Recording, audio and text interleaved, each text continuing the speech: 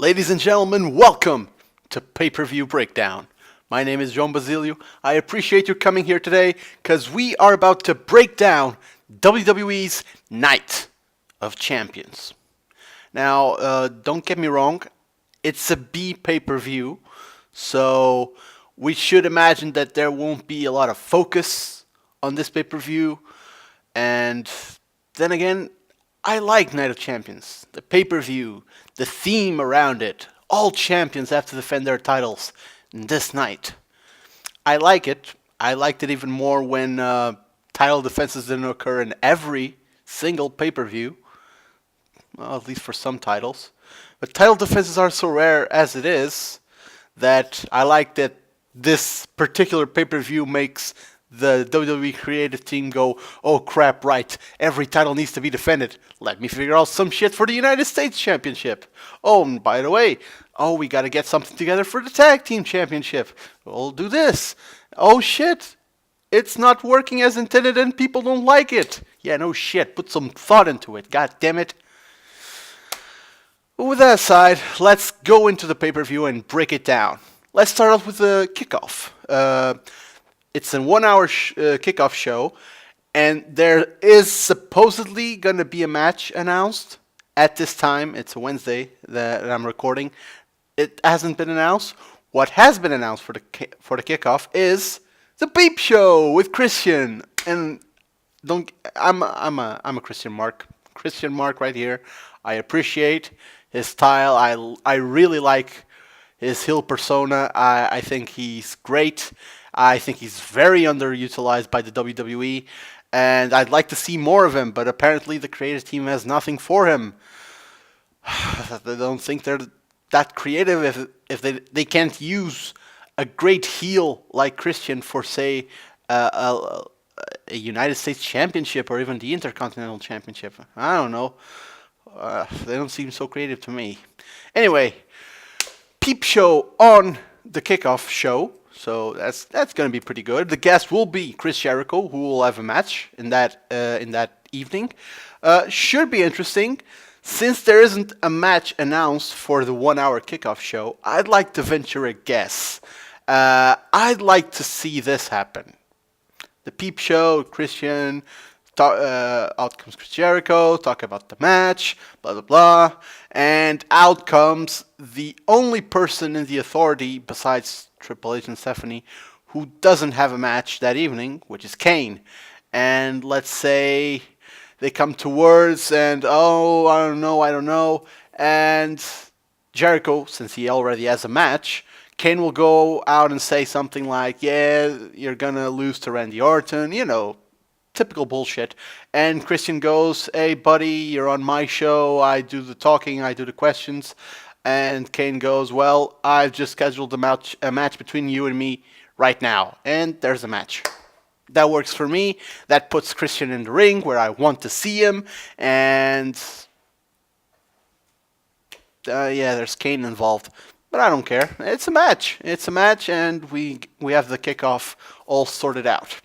Let's go into the pay-per-view itself. Let's start off with the singles matches that don't have titles attached to it. Roman Reigns versus Seth Rollins. This is one of the matches that I'm most anticipating. Yeah, we saw it on Raw. I don't know why they did that. In a clean finish, too. I really don't understand what happened. It was kind of...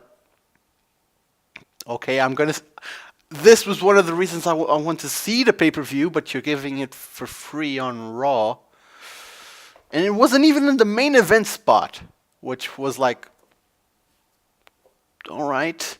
I want to see this match again in a pay-per-view. Sure, they got lucky with that, at least for me. I still want to see this match again because it was pretty good, and I think in pay-per-view mode it'll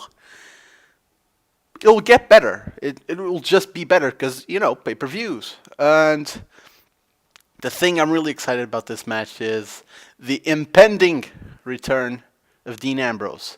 Now, his movie scheduled to be done with all the recording of the scenes and stuff by this weekend. So he has plenty of time to come back on Night of Champions. He's scheduled to be on Raw the next night. He may come back then, but I'd really love it if he came back on Night of Champions, made an impact, kicked the living shit out of Seth Rollins. It would be great, and the crowd would go nuts. It would be the pop of the night, probably, and I'd be a happy camper. Yes, I would. As far as the match goes, since we saw Roman Reigns win with a clean win on Monday, I don't know. I would lean towards him, but I gotta give something to Seth, because Seth has been kind of like the little jobber of the Authority, and yeah, he picks up a win or two, but I'd rather see him go over this particular time with some dirty work, of course. And Roman doesn't lose any momentum by losing to Seth Rollins if in the immediately after the match, Dean Ambrose goes in and kicks the living shit out of Seth Rollins. Roman Reigns sneaks out of that storyline, and we have Seth Rollins and Dean Ambrose again, which is what I really want. Next up, Chris Jericho versus Randy Orton. There's not really much to say about this match because it was like kind of thrown together. Okay, Jericho, you're off the Wyatt storyline. Get over here with Randy Orton because he has nothing to do, kind of thing. And Jericho's about to go out the door. Another tour with Fozzy and new album and stuff. And he goes and does his shit and then comes back. So obvious winner would be Randy Orton because you put the guy over on the way out, of course. So there's not much to that. I hope it's a great match. I mean, there's Chris Jericho, so it probably will be. Next up, Mark Henry versus Rusev. I'm pretty sure I saw this match last pay-per-view, but it was Jack Swagger doing the job. So, and there's no silly flag gimmick on this one, so that's great. I don't know. Is it time to give Rusev his first pinfall defeat? Or are they just gonna keep building him? Because here's the thing. What are they building him towards? I don't get it. Is it for a United States Championship shot? Intercontinental Championship? I don't know. I mean, what does he have to gain by losing to Mark Henry? If he's losing, he's not going to gain anything. But it'll make him look a bit fragile, but it won't hurt him. On the other hand, Mark Henry. It's Mark Henry. Who cares if he loses? It's fucking Mark Henry. So, on that note, I think Rusev will win, and I hope they start doing something with him. Like, supposedly the reason superstars are in the WWE is to get championships. So, steer him towards the United States Championship, maybe? That would be good. That would bring relevance to it. And God forbid they do that. Jesus. Anyway, on to the tag team titles. The Usos defend versus Gold and Stardust. I think we might have a title change here. I really think so. The Usos have a pretty lengthy run with the titles, but Gold and Stardust are doing a pretty good job. I really wouldn't imagine a heel team like them would actually work. I was surprised to see how it works. They're the freaks, and oh my god, and JBL is always pointing out how freaky they are, and they are, but I never thought it would work with them being the heels. It's surprising, and I like seeing them in the ring. So I think it's time to pop those titles back on their shoulders. I think it would be good. It will stimulate the tag team division a bit. All 4 teams that are on the tag team division. Anyway, moving on to the Intercontinental Championship. Dolph Ziggler defends versus The Miz. Again, I'm pretty sure I saw this match on SummerSlam as well. But I have to give it to them. They've been making this pretty entertaining with the old doubles thing. I think it was hilarious when Ziggler brought out R Ziggler. I fucking popped for that. I was like, God damn it, that's genius. And I have to give it to Damien Mizdow as well, because the guy gets given the most shitty things and still comes out on top like a fucking pro. The guy is there doing his job and doing it pretty damn well and makes us care. So I'm sad that he's stuck in this position. I'd like to see something done with him.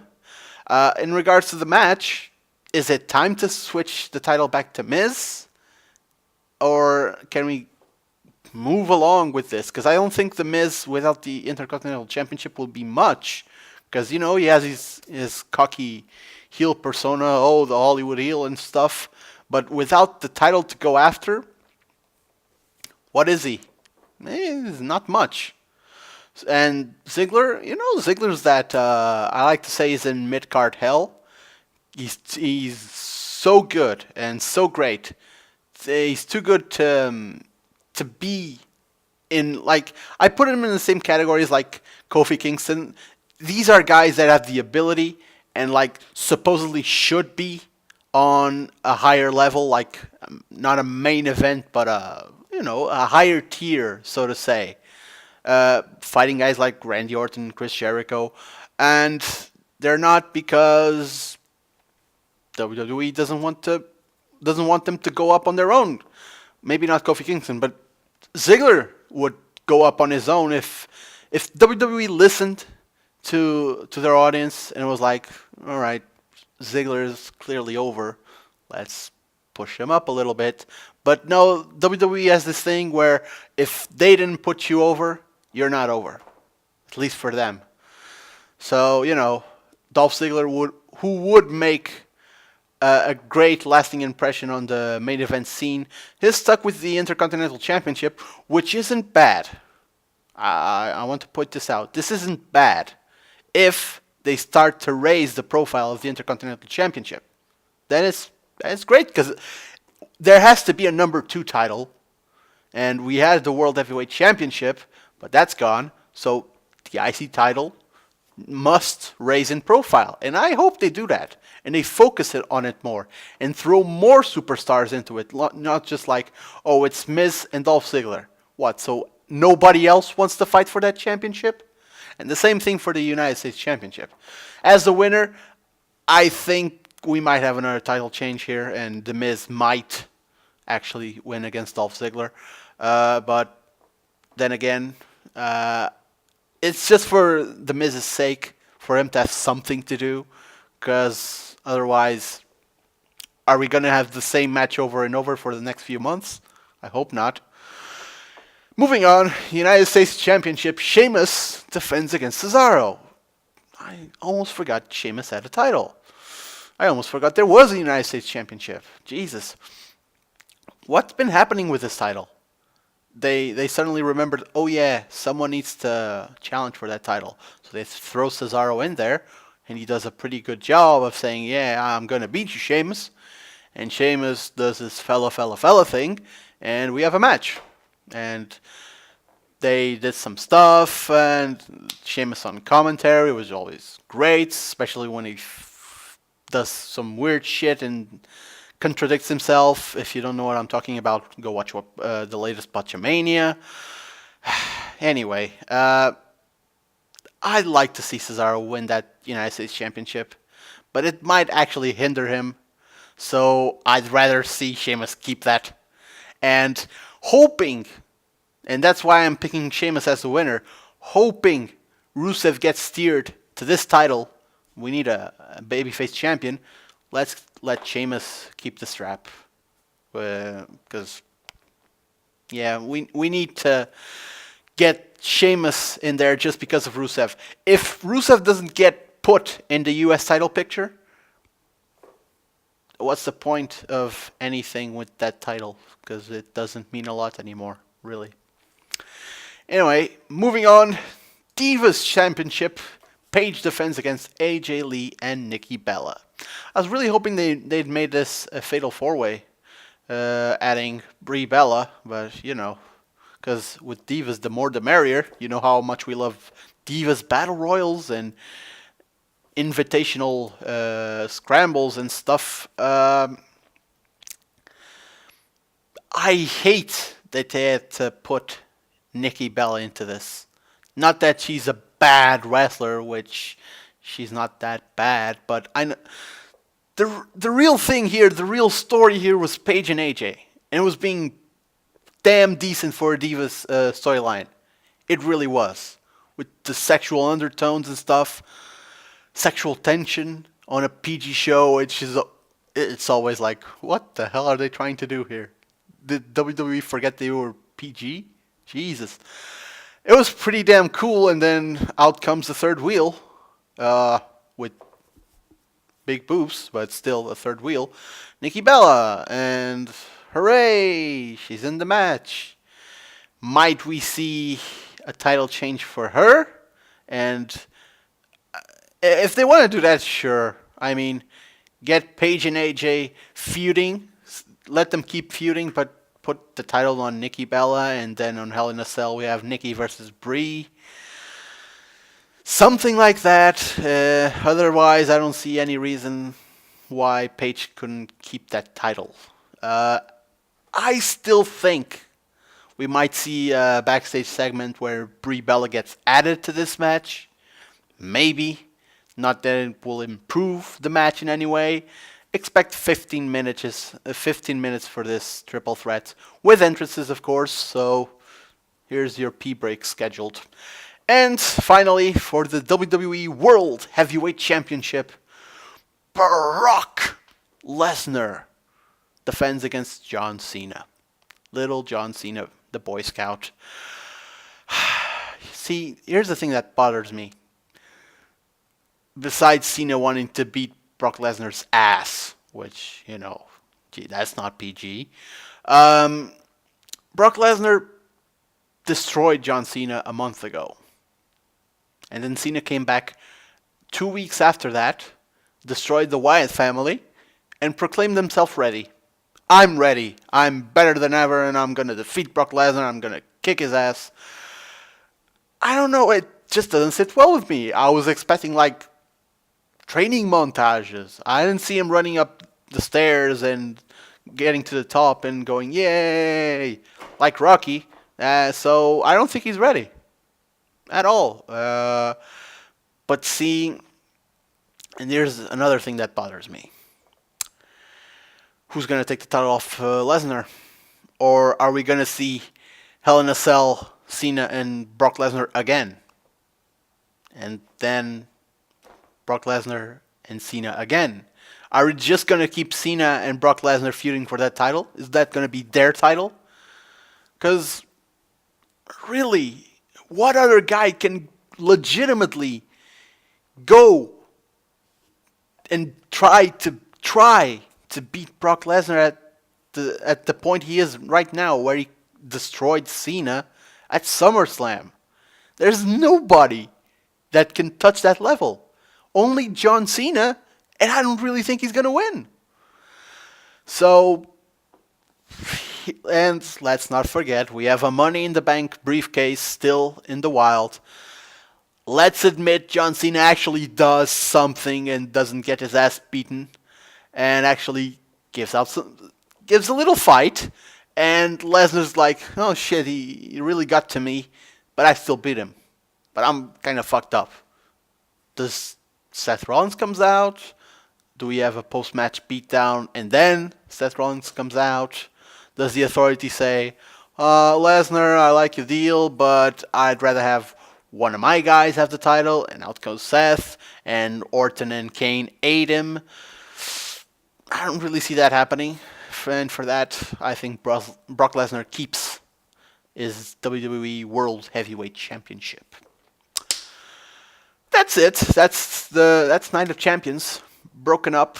And what do you guys think? Because I don't really see this pay-per-view being that great.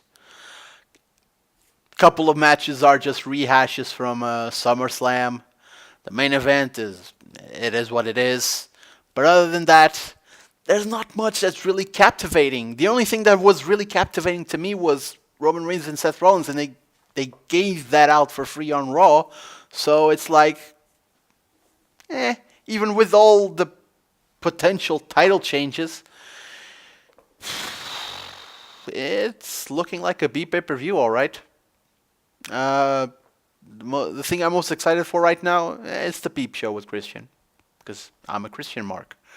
So, is it gonna be good? We have to find out, and we have to tune into the network, which is $9.99, and we all know that. I hope someone gets a tattoo of it soon, because it's gonna be stuck in our heads forever. Thanks, WWE. Anyway, feel free to leave your comments and what you think might happen on the matches. Anything you disagree with me, anything you agree with me, feel free to leave a comment. And that's pretty much it. Thank you very much for joining me here in Pay-Per-View Breakdown. As always, I have to thank Is Wrestling News for supporting this new project for me, so be sure to check out iswrestlingnews.blogspot.pt. It's a hybrid wrestling news site. All the articles are in both English and Portuguese, and it also streams Monday Night Raw, Main Event, TNA, and SmackDown. So if you watch any of those shows, which I think you do, you can check them out there over there live. So iswrestlingnews.blogspot.pt. And about me, if you want to follow my Facebook page at facebook.com/SmackDownOfficial. It's a Portuguese Facebook page, I know. I try to post a couple of stuff in English from time to time. Give it a like if you appreciate Pay-Per-View Breakdown, if you like what I'm doing. And that's pretty much it for this edition. Next, we have TNA. We have Bound for Glory in Japan. That should be pretty interesting. Well, that's still a couple weeks off. But until then, take care.